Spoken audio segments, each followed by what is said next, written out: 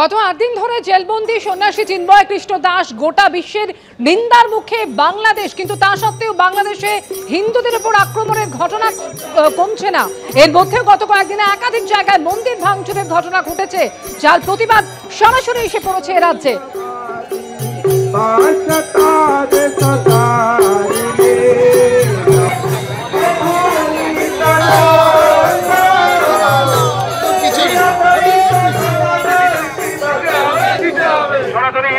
শুধু রাজ্যের বিভিন্ন জেলায় নয়, প্রতিবাদ কিন্তু আছড়ে পড়েছে অন্য রাজ্য। ত্রিপুরার ছবি রেখেছে আপনাদের সামনে, ত্রিপুরার আগরতলা, সেখানে বিক্ষোভ দেখালেন সন্ন্যাসীরা।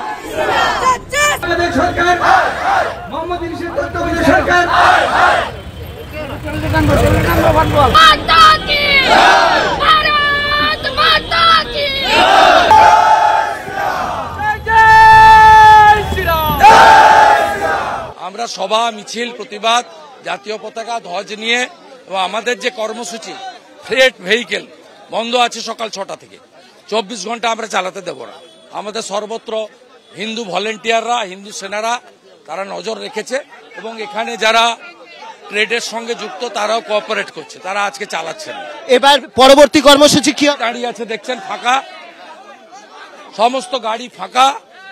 আমরা কমপ্লিটলি বন্ধ না করলে বাংলাদেশ বয়কট, অল স্পেয়ারে বয়কট। পরবর্তী সময় কি কন্টিনিউ চলবে, এই একদিনের লড়াই নয়, এই লড়াই কন্টিনিউ চলবে।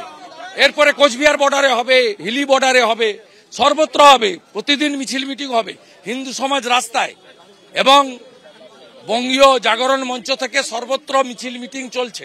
বহু জায়গায় আজকে হচ্ছে, আগামীকালও হবে। হিন্দু সমাজ রাস্তায় থাকবে, সন্ত সমাজ রাস্তায় থাকবে, প্রতিবাদ হবে, আন্দোলন হবে। দুটো, একটা লাস্ট প্রশ্ন, দলীয় পতাকা নেই, শুধুমাত্র জাতীয় পতাকা এবং গেরুয়া পতাকা।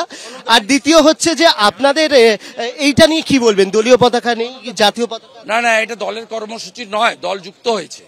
কারণ ভারতবর্ষে ভারতীয় জনতা পার্টি সনাতন সংস্কৃতি এবং ভারতীয় সংস্কৃতির রক্ষা করার লড়াই করেন, নেশন ফার্স্ট মন্ত্রে করে।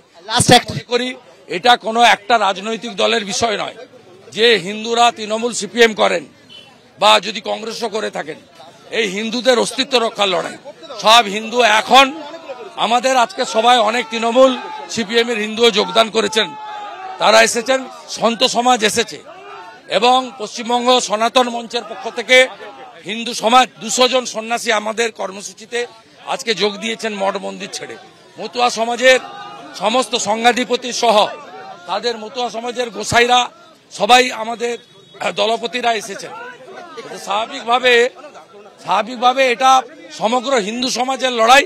আপনি যদি হিন্দু হয়ে থাকেন, এটা আপনারও লড়াই। বিধানসভার কোন উত্তর দেবেন মমতা বন্দ্যোপাধ্যায়ের প্রশ্ন? আগামীকাল ওয়াকআপে আমি বলবো, উনি যে ধরনের অ্যাপিজমেন্ট পলিটিক্স করছেন তার উত্তর আমরা দিয়ে দেব।